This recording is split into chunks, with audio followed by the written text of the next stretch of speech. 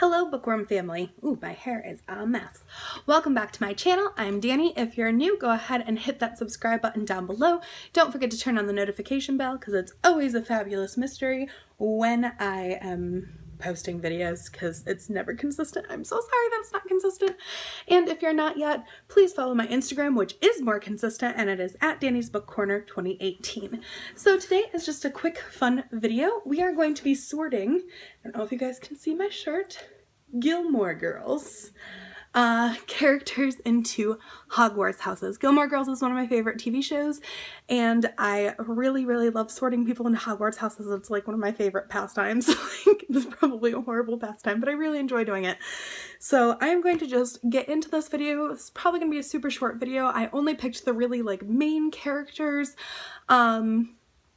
Anyways, I hope you guys enjoy it, and let's get started. So our first character is obviously Lorelai, the main character. Well, Lorelai and Rory are the main characters, but Lorelai I consider to be a little bit more of the main character because she's the older one, she's the mom, and I am going to put her in Gryffindor. I think Lorelai is very strong, she's very brave, she went off on her own to do her own thing, and she doesn't always think before she talks, but she always has a really kind heart about doing things, and she's very strong to stand up for those around her and herself, and she really speaks her mind and speaks the truth. The next person is Rory. Rory is like the world's greatest Ravenclaw. She is smart, she is intelligent, she puts everything into her studies, she is an avid reader, she doesn't really care what people think about her, she's kind of an individual, and she's just really a sweet person who reminds me a lot of Luna. So for that reason, she is a Ravenclaw. The next character is Lorelai's mother, Emily. Where else can we put Emily besides Slytherin? She is cunning, she's manipulative, she is feisty, but when you are in her group, you are in her group, and she will do whatever it takes to help out the people in her group. Even if she thinks that her way is the right way and not always listen to what people actually want, she is so strong about like being there for her people.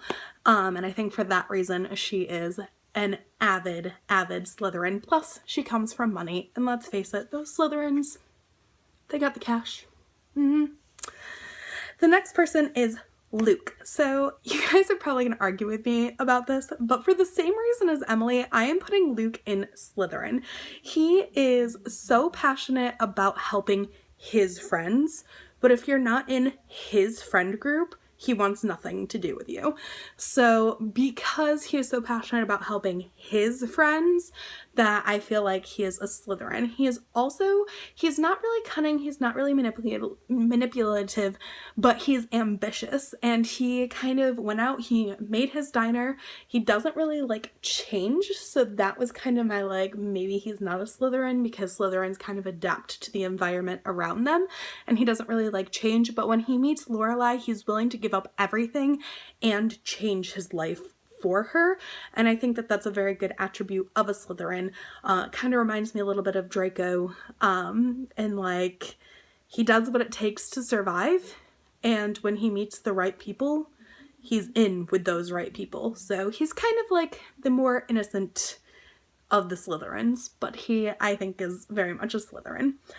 The next person is Lane, who is Rory's best friend, and I put her in Ravenclaw. Now, Lane isn't super book smart like Rory is, but she does have a very unique, creative, individual aspect of her. She is a rocker chick, she likes her music, she likes the creativity and to be on her own. She also does a lot of like thinking for herself. When her mom kind of is like controlling her, she thinks more on her own end, and she comes up with active plots and plans to help her reach what she wants, her next goal. She doesn't like just do things on a whim, she plots it out ahead of time, which I think is a very Ravenclaw aspect. The next character is Lorelai's best friend, Suki, who is a chef. She loves food. She's kind-hearted. She would do anything for her friends and her loved ones. She is 100% a Hufflepuff. She is just so sweet, so down to earth. She will do anything for you. She's not all there sometimes. She's a little flighty. She's constantly getting hurt in the kitchen. She loves her job. She's very hardworking at her job, and she's very hardworking as a friend. And I think for that reason, all those things are why she's a Hufflepuff. Next, I picked Rory's two main boyfriends throughout the series because they were really big parts of the series for sets of time.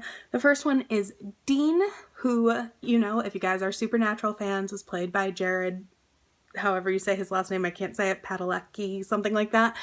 But he would do anything for Rory. He had a kind heart.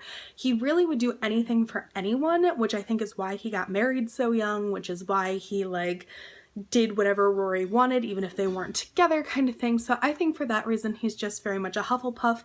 He's a very hardworking, sweet guy, and I think that just sums up what a Hufflepuff is. And last but not least, I am sorting Logan, who is Rory's main boyfriend throughout the series, and I am putting him in Slytherin.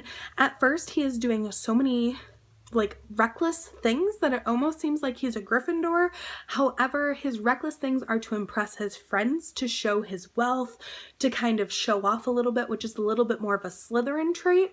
And then towards the end of the series, he really you see right off the bat, he's not a good friend to people that aren't his friends, which again, I think is a very Slytherin trait. They're only kind to their kind.